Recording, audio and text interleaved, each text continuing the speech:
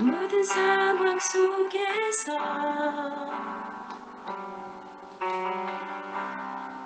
주를 찬양할지라.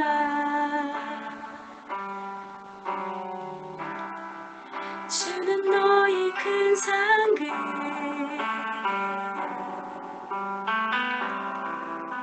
큰 도움이시라.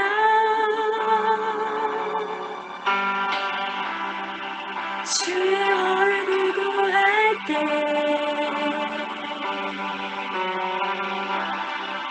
주의 영을 부르사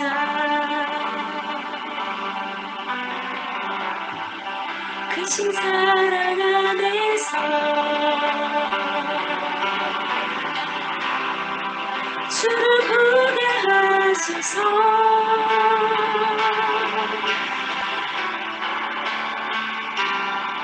내 영혼이 확정되어 싸우니 믿음에 눈들어 주를 바라봅니다. 내 영혼이 확정되어 싸우니 믿음에 눈들어 주를 바라봅니다.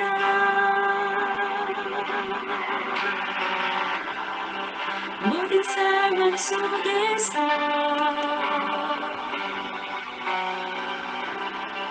주를 찬양할지라. 주는 너의 큰 상급,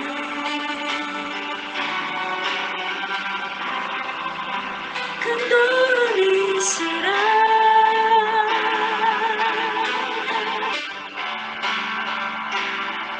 내 영혼이 확정되어 싸우니 믿음에 눈들어 주를 바라봅니다. 내 영혼이 확정되어 싸우니 믿음에 눈들어 주를 바라봅니다. 주를 찬양할 때 주의 나라 이미 임했네. 그 영원한 나라 오게 하소서. 영원히 확정되어 싸우니 믿음에 눈들어 주를 바라봅니다. 내 영혼이 확정되어 싸우니 믿음에 눈들어 주를 바라봅니다. 믿음에 눈들어 주를 바라봅니다. 믿음에 눈들어 주를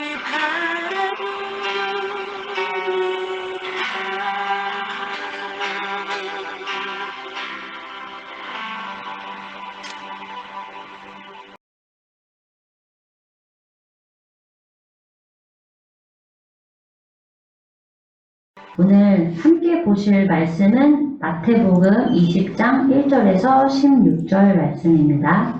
마태복음 20장 1절에서 16절 말씀입니다. 제가 한 절, 여러분이 한 절 교독하시겠습니다. 천국은 마치 품꾼을 얻어 포도원에 들여보내려고 이른 아침에 나간 집 주인과 같으니 그가 하루 한 데나리온씩 품꾼들과 약속하여 포도원에 들여보내고 또 제3시에 나가보니 장터에 놀고 서 있는 사람들이 또 있는지라. 그들에게 이르되 너희도 포도원에 들어가라. 내가 너에게 상당하게 주리라 하니 그들이 가고 제6시와 제9시에 또 나가 그와 같이 하고 제11시에도 나가보니 서 있는 사람들이 또 있느니라. 이르되 너희는 어찌하여 종통 놀고 여기 서 있느냐. 이르되 우리를 품꾼으로 쓰는 이가 없음이니이다. 이르되 너희도 포도원에 들어가라 하니라. 저물매 포도원 주인이 청지기에게 이르되 품꾼들을 불러 나중 문장부터 삭을 주라 하니 제11시에 온 자들이 와서 한 데나리온씩을 받거늘 먼저 온 자들이 와서 더 받을 줄 알았더니 그들도 한 데나리온씩 받은지라. 받은 후 집주인을 원망하여 이르되 나중 온 이 사람들은 1시간밖에 일하지 아니하거늘 그들은 종일 수고하며 더위를 견디니 우리와 같게 하였나이다. 주인이 그중 한 사람에게 대답하여 이르되 친구여 내가 내게 잘못한 것이 없노라. 내가 나와 한 데나리온의 약속을 하지 아니하였느냐. 내 것이나 가지고 가라. 나중 온 이 사람에게 너와 같이 주는 것이 내 뜻이니라.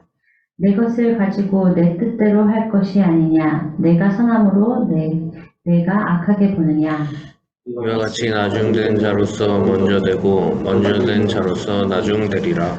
아멘. 네, 그러면 오늘 선교사님, 김성재 선교사님 나오실 때 큰 박수로 환영해 주시면 감사하겠습니다.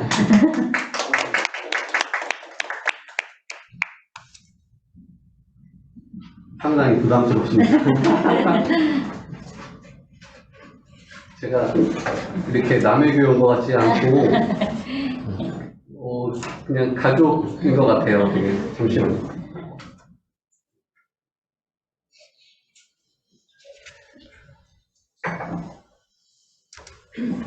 이렇게 다시 만나게 돼서 참 반갑습니다. 오늘 그 짧지만 이렇게 간증해 주신 내용도 깜짝 놀랐습니다. 와, 저는 물론 이제 주일학교, 그다음에 학생부, 청년부 쭉 다니긴 했지만 임원은 못 해봤거든요. 부럽습니다. 그 선교지에 오래 살다가 이제 안식년을 갖게 됐는데 요즘 말로 현타를 많이 느끼고 있습니다. 말 그대로 진짜 현타인 것 같아요. 이게 어떤 느낌이냐면 어려운 게임 속에서 살다가 더 어려운 현실로 온 느낌? 네, 딱 그 느낌이에요. 그래서 오랜 세월 타국에서 살다가 이 고국으로 와서 적응하는데 시간이 좀 걸리겠다는 그 예수님께서 공생애를 시작하시면서 첫 번째 하신 말씀 다 아시죠? 회개하라, 천국이 가까웠다, 이렇게 첫 말씀을 시작하셨어요. 그 메시지는 세례 요한도 동일하게 그 전에 처음부터 한 메시지였어요. 이 하늘나라는 어떤 장소나 물건이 아니에요. 어떤 상품도 아니고 이것은 하나님의 다스림이시고 하나님의 능력을 말해요.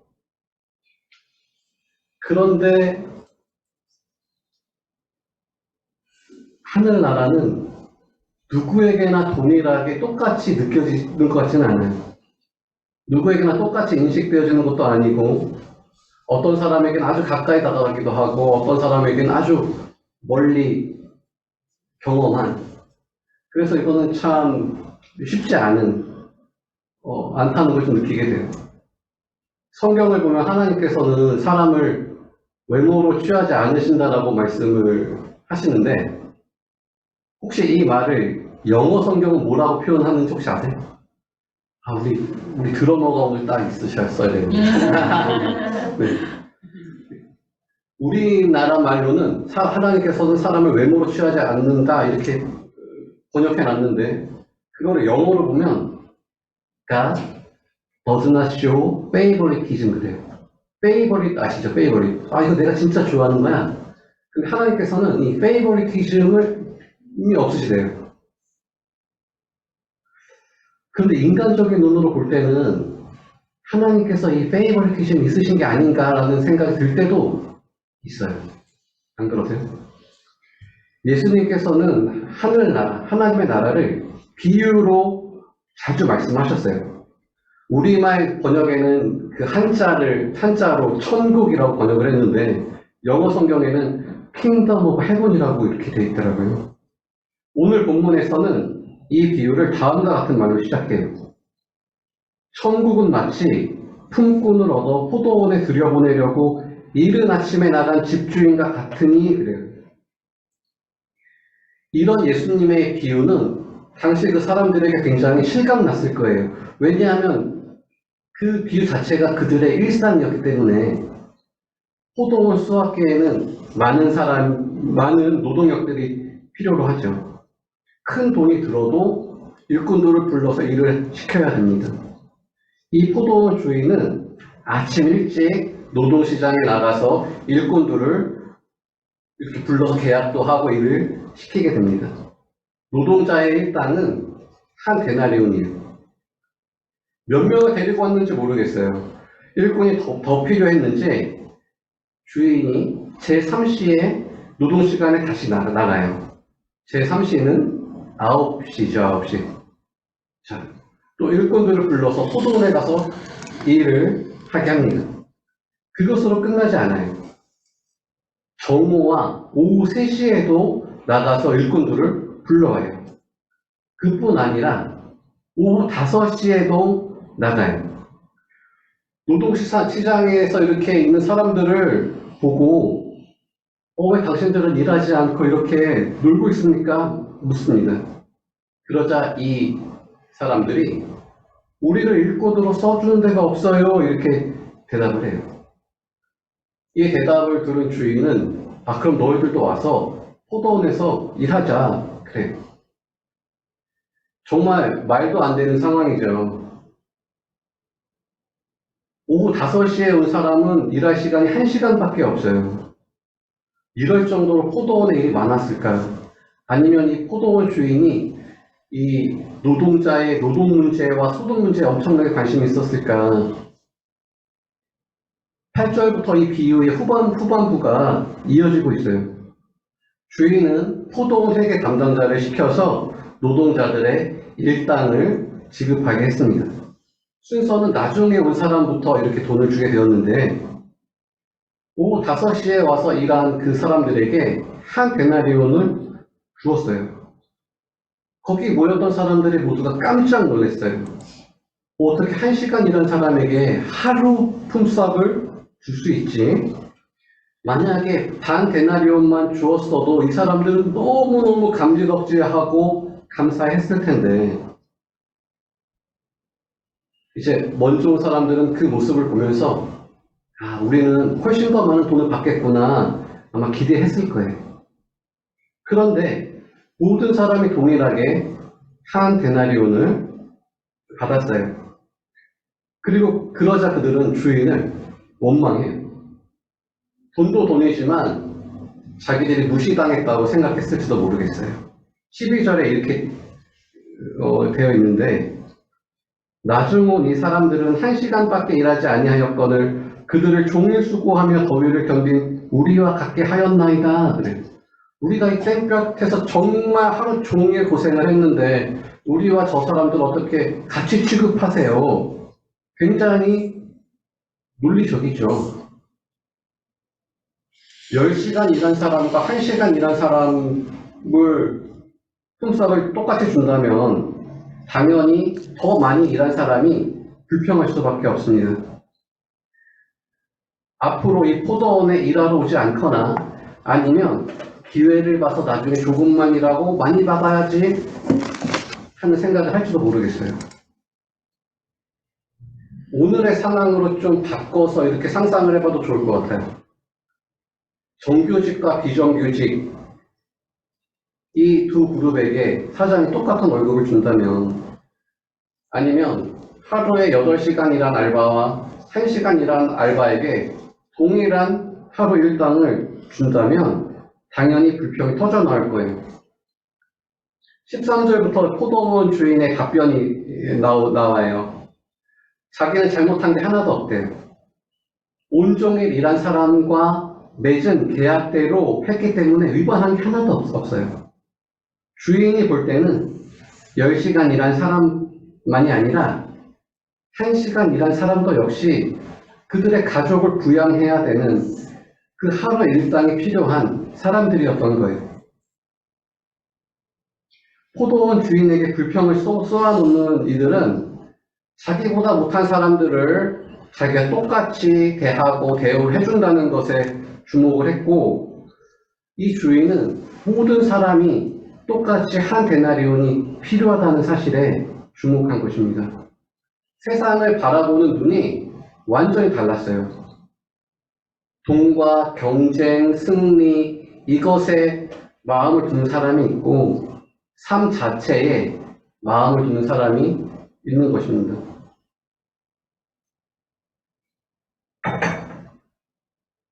예수님 당시에도 그렇지만 우리가 사는 이 자본주의 세계에서는 삶 자체에 대해 가능한 외면하게 하는 것 같아요.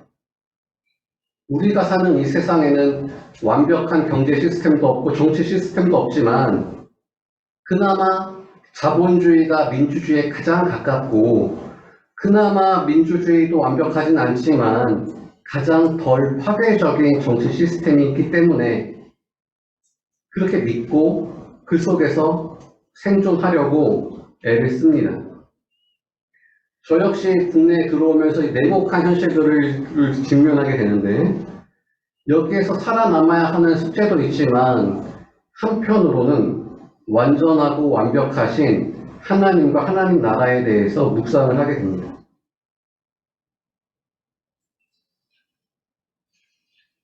15절에 포도원 주인이 이렇게 딱 말씀을 하세요. 내 것을 가지고 내 뜻대로 할 것이 아니냐. 내가 선함으로 내가 악하게 보느냐 그래요. 내가 선하기 때문에 네가 나를 악하게 볼 수 있어. 이 말은 당시에 이 포도원 노동자들에게만 하신 말씀이 아니라 우리 모두를 향해서 하시는 말씀입니다. 우리의 마음에 들지 않는다고 해서 우리의 이익과 충돌한다고 해서 하나님의 공의와 정의가 불편하다고 느껴지십니까? 아니면 사랑을 독차지하지 못해서 특별 대우를 받지 못해서 아니면 하나님의 사랑이 다른 종교를 믿는 사람들에게까지 미친다라는 사실이 불편하신가요? 하나님의 선하심이 무엇인지 모르기 때문에 원망과 불평이 계속되는 것 같아요. 저는 이 본문을 보면서 한 가지 다른 장면이 매치되는 장면이 생각난 게 있어요. 여러분들도 혹시 생각나는 장면이 있나요? 성경에서? 저는 요나가 생각이 났어요. 요나가 니느웨가 언제 망하나 하고 아주 못된 심보로 앉아서 그걸 지켜보고 있었어요. 땡볕 아래에서. 그러자 하나님께서 박넝쿨을 마련해 주셨죠. 그래서 이 박넝쿨 그늘 아래서 아주 편하게 이렇게 앉아서 구경을 할 수 있었어요. 그런데 그 다음날 하나님께서 벌레를 보내셔서 이 박넝쿨을 다 없애버리셨어요. 그러자 요나가 이렇게 이야기하죠. 이렇게 사느니 죽어버리는 게 낫겠어요 라고 이렇게 이야기를 해요. 그러자 하나님께서 박넝쿨이 없어졌다고 네가 화를 내는 게 옳으냐? 이렇게 물으셨죠. 그때 요나가 뭐라고 대답했죠? 내가 성내어 죽기까지 할지라도 옳습니다. 이렇게 대답을 해요. 요나가. 그러자 하나님께서 이렇게 대답을 하십니다. 하룻밤에 났다가 하룻밤에 말라져 버린 박넝쿨도 너는 아꼈거늘 이 큰 성읍 니느웨에 좌우를 분별하지 못하는 자가 12만 명이고 가축도 많은데 내가 어찌 아끼지 아니하겠느냐 이렇게 대답을 하세요. 마치 하나님께서 내가 선하기 때문에 네가 나를 악하게 보느냐라고 말씀하시는 것 같아요. 예수님께서 선포하신 하늘나라를 이해하려면 하나님의 선하심을 볼 수 있어야 합니다. 그게 그렇게 어려운 일도 아닙니다. 자기를 둘러싼 선입관, 또 자기 세계에서 이렇게 빠져나오지 못하는 그 상태에서 빠져나오기만 한다면 저절로 하나님의 선하심이 보이게 될 것입니다. 예수께서 원수를 사랑하라 라고 말씀하시면서 마태복음 5장 45절에 이렇게 말씀을 하세요. 이는 하나님이 그 해를 악인과 선인에게 비추시며 비를 의로운 자와 불의한 자에게 내려주심이라 그래요. 우리는 보통 악하고 불의한 자에게 하나님의 엄청난 심판이 내리기를 바라죠. 저도 가끔 이렇게 막 강력 범죄에 대한 뉴스를 보면 화도 나고 또 그 사람들에 대한 정당한 심판이 내려지지 않을 때 와, 정말 이런 세상이 있나라는 마음이 들기도 합니다. 실제로 성경에 보면 하나님의 심판에 대한 이야기도 많이 나오죠. 하나님의 심판이 없지는 않지만 궁극적으로는 하나님은 선하신 분이십니다. 심판은 하나님의 통치의 한 부분이고 그분의 사랑과 선하심도 한 부분인 것입니다. 심판은 어두움이고 사랑은 빛입니다. 하나님의 속성에서 이 두 가지가 어떻게 이루어지는지는 우리가 다 알 수는 없습니다. 분명한 사실은 우리의 잣대로 하나님의 선하심을 재단하지 말아야 한다는 것입니다. 오기 전에 저희 애들이 저한테 짧게 하라고 그랬는데 최대한 짧게 하겠습니다.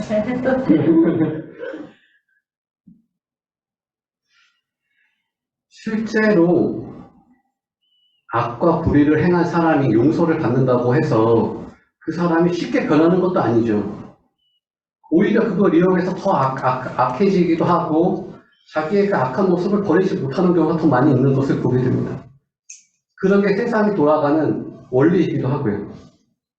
그러나 하나님을 믿는 사람들은 그 원리에 묶이지 않습니다.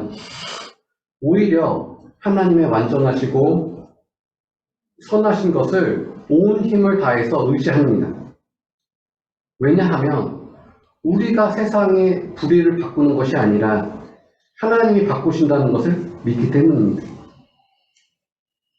하나님의 선하심은 우리의 모든 삶에서 항상 새롭게 함께 하세요.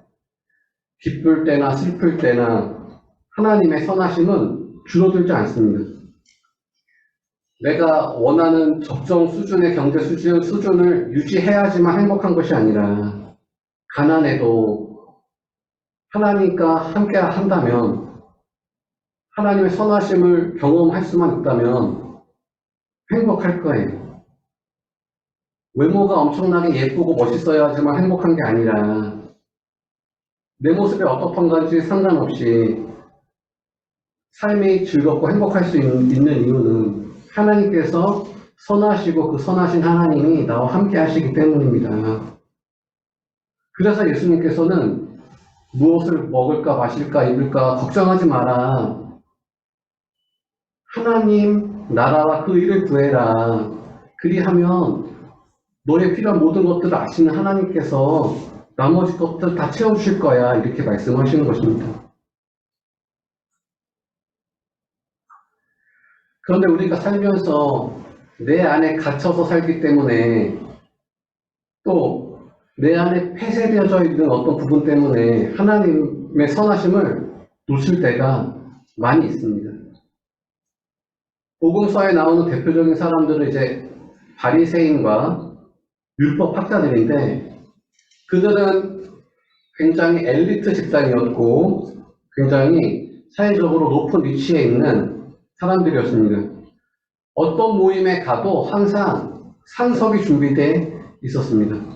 그들의 옷에는 특별한 장식이 달려 있었고 많은 사람들의 주목을 받는 삶을 살았습니다.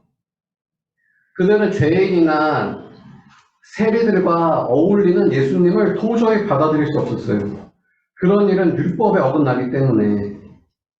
그리고 시간이 조금 더 흐른 후에 예수님이 십자가에서 돌아가셨을 때 그리스도를 더욱더 믿을 수 없었습니다.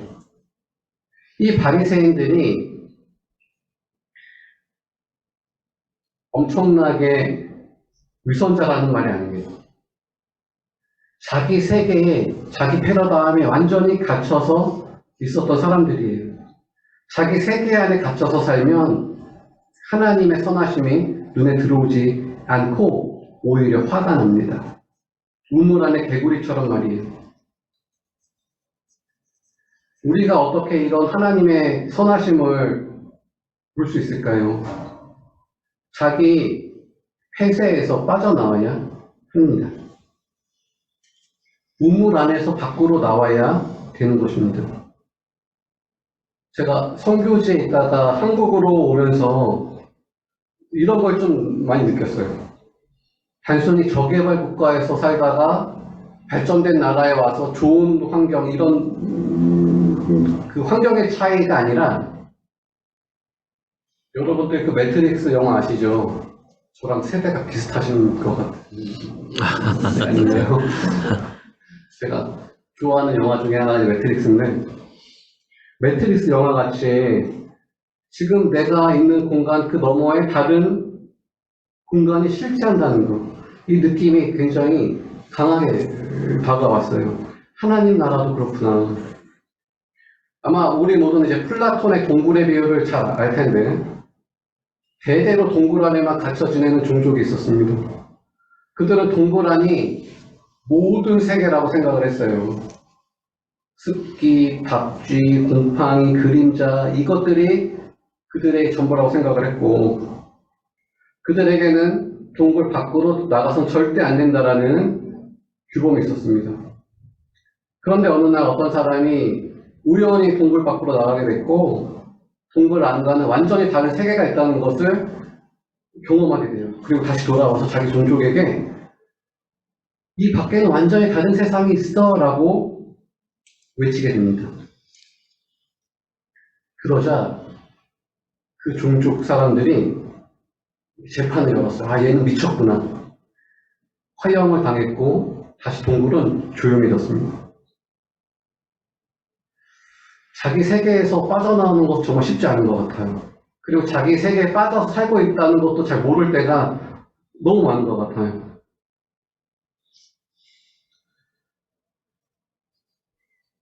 이 세계에서 빠져나오려면 하늘나라가 가까이 왔다는 것을 깨달아야 되고, 하나님의 선하심이 우리와 함께 하신다는 사실을 볼 수 있어야 되고, 이 사실을 먼저 본 사람들의 말에 귀를 기울여야 되고, 성경에서 하시는 말씀을 우리가 잘 눈여겨봐야 되는 것입니다.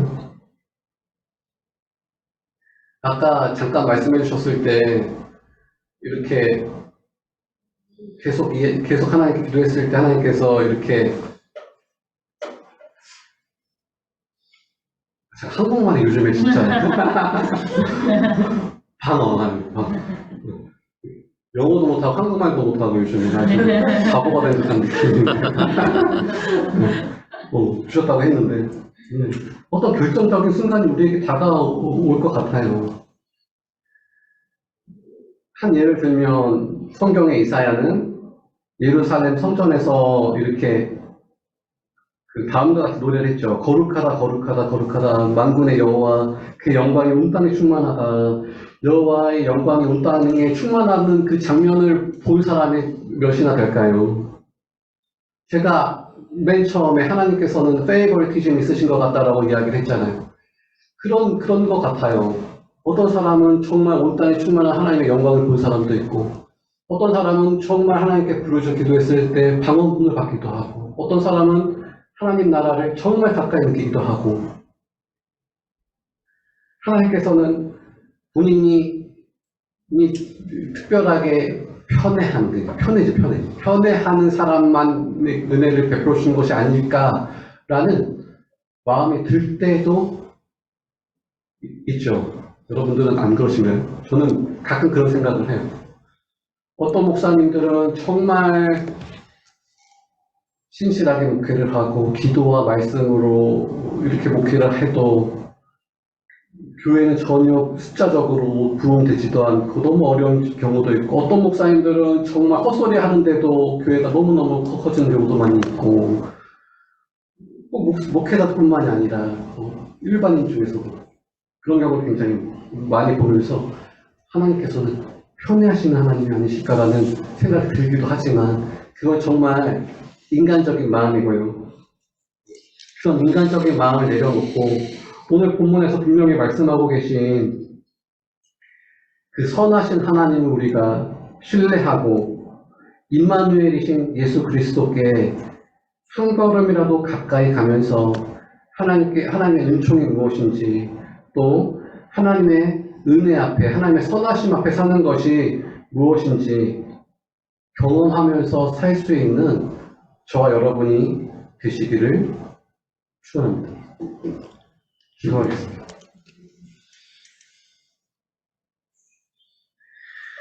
하나님, 우리의 인생이 어떠하든지, 또 우리의 환경이 어떠하든지, 우리가 눈에 보이는 것에 이끌려가면서 사는 것이 아니라 선하신 하나님의 인도하심을 받으며 어떠한 환경 속에서도 감사와 찬양을 드리며 우리의 모습이 전인적으로 변화되며 성숙되어져가는 그리스도인들이 되어져갈 수 있도록 하나님 우리와 함께해 주세요. 예수님의 이름으로 기도합니다. 아멘.